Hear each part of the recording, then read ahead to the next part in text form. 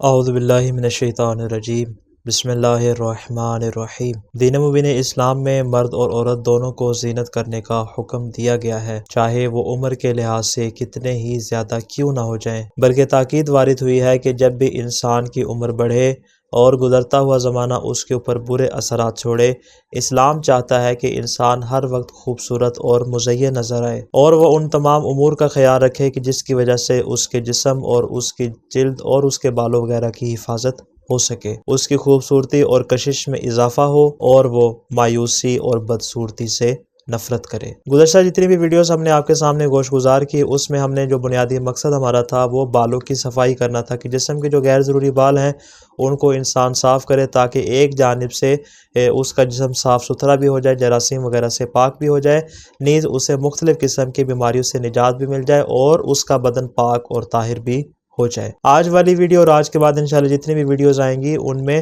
ہمارا بنیادی مقصد جسم کے دیگر بالوں کا ہے، جیسے سر کے بال ہیں، مونچھوں کے بال ہیں، داڑھی کے بال ہیں، اور جسم کے جتنے بھی یعنی غیر ضروری بالوں کے علاوہ باقی جو بال ہیں ان کے متعلق احادیث معصومین علیہ السلام اور سیرت اہل بیت علیہ السلام ہمیں کیا سمجھاتی ہے، ان کو انشاءاللہ باری باری آپ کی خدمت میں گوش گزار کریں گے۔ سب سے پہلے گفتگو کرتے ہیں سر کے بالوں کے متعلق۔ تو سر کے بالوں کے بارے میں ہم دو طرح سے گفتگو کر سکتے ہیں، ایک ہے بالوں کو منڈوانا اور ان کو تراشنا، اس اعتبار سے ہم اس کے اوپر گفتگو کر سکتے ہیں، اور دوسرا یہ ہے کہ آپ بالوں کو نہ منڈوائیں بلکہ بالوں کو رکھیں، لمبے رکھیں، تو ان کو کس حد تک لمبا رکھا جا سکتا ہے۔ آج کی ویڈیو میں انشاءاللہ ہم